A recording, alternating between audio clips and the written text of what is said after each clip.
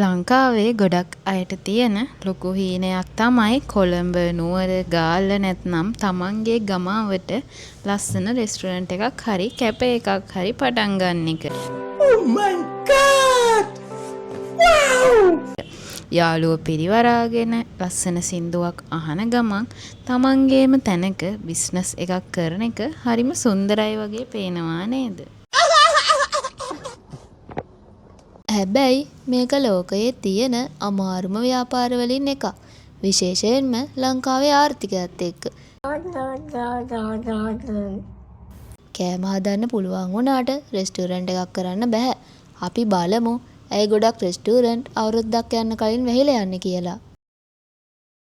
පළවෙනි කාරණය තමයි මූලික සහ සැඟවුණු වියදම්. ලංකාවේ හොඳ පාරක් අයිනේ කඩයක් කුලියට ගන්නවා නම් කුලියට අමතරව ලක්ෂ ගණනක කීමනී හෙවත් අත්තිකාරම් මුදලක් දෙන්න වෙනවා. ඊළඟට ලංකාවේ දැනට තියෙන ඉහළ විදුලි ගාස්තු වායු සමීකරණ ශීතකරණ පැය 24ම වැඩ කරද්දී මාසෙකට එන විදුලි බිලම ව්‍යාපාරයේ ලාභයෙන් ලොකු කොටසක් ආදමනවා. දෙවෙනි කාරණය ප්‍රධාන පිරිවැය හෙවත් ප්‍රයිම් කොස්ට්. ආපනශාලා ශ්‍රේෂ්ඨයේ ප්‍රයිම් කොස්ට් කියලා කියන්නේ ආහාර සඳහා යන වියදම සහ සේවක වැටුප්පල එකතුවට. ශ්‍රී ලංකාවේ එළවලු, මස්, මාළු සහ බිත්තර මිල දවසින් දවස වෙනස් වෙනවා.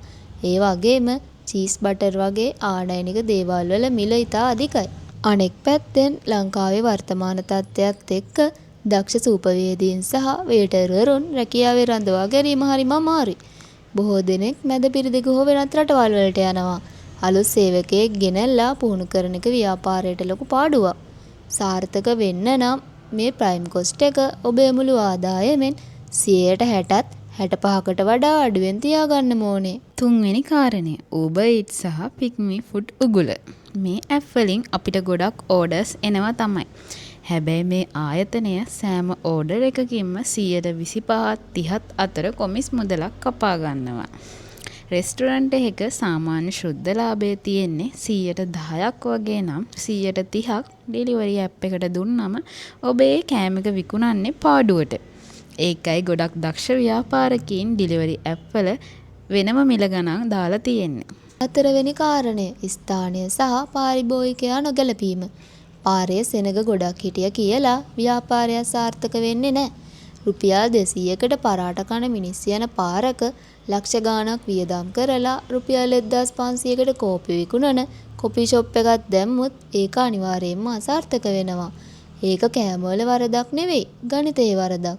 අවසාන වශයෙන් ඔබට හොඳට කෑමු යන්න පුළුවන් වීම හෝ අම්මගේ කෑම රෙසිපි එකක් තිබීම රෙස්ටුරන්ට් එකක් කරන්න ප්‍රමාණවත් නැහැ.